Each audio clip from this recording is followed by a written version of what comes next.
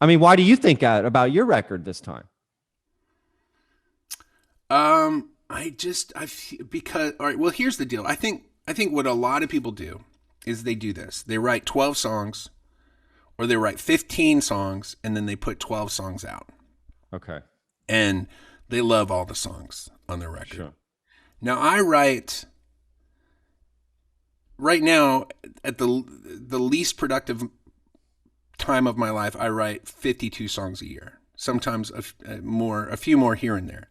I put out records about every year and a half. So every year and a half, I have about 75 new songs to choose from to make 12. Now, I have 20 years of surplus songs. So I have 400 or 500 songs I haven't recorded that are good.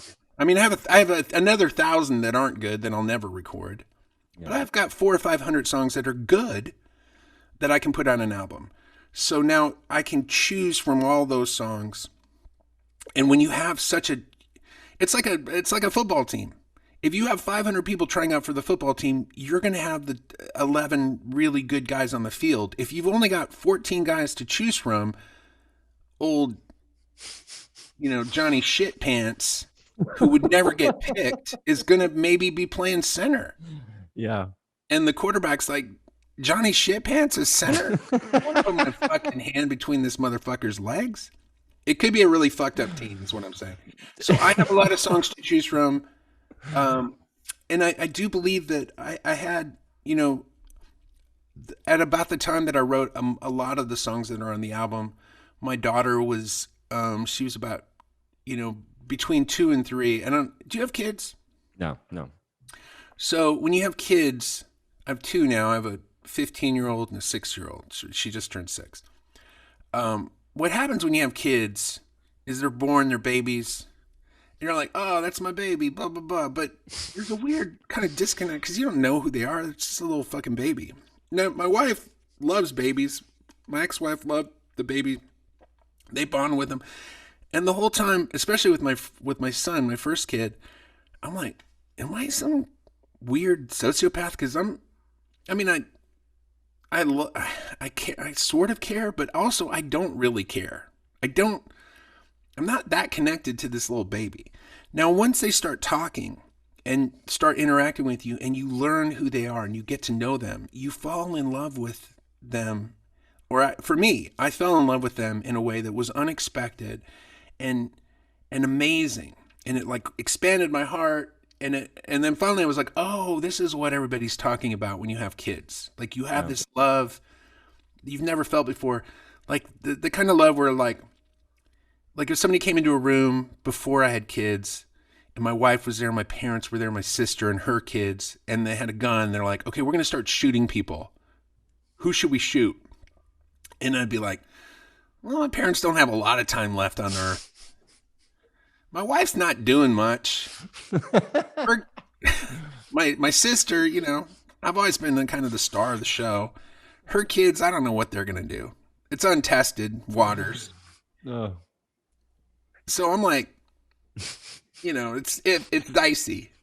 Maybe I'm not going to take the first bullet. Is what I'm saying. But now, if you sit now with my two kids, somebody comes in with a gun. Who should we kill? I'm like, you kill everybody. Don't kill my kids. Shoot me, please, immediately. Like, not even it's not a question.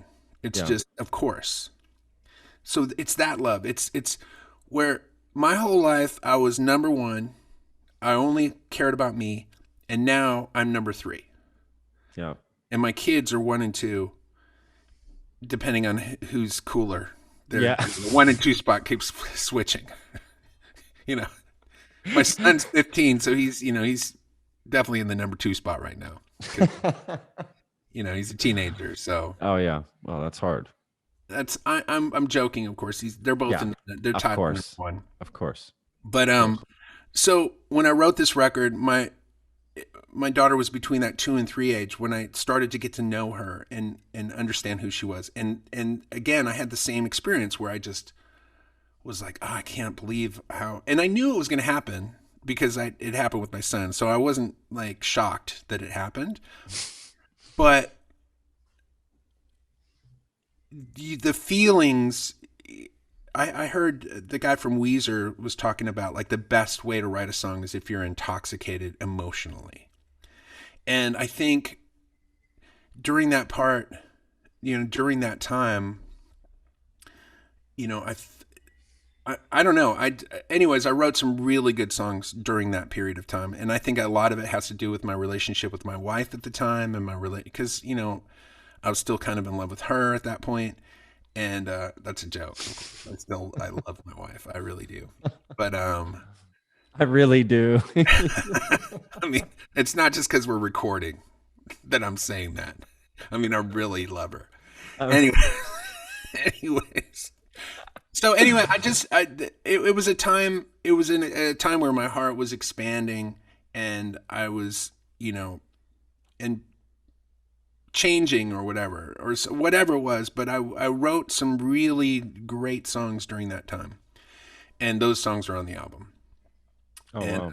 and the same, like the album I did, Lovely Creatures, which is a really good album, which has some of my better songs on it. A lot of those songs were written about the same time with when my son was around 2 years old, around that time as well. So it's a similar time frame in terms of my relationship with my kids. So I don't know. I Is think that that has something to do with it for sure.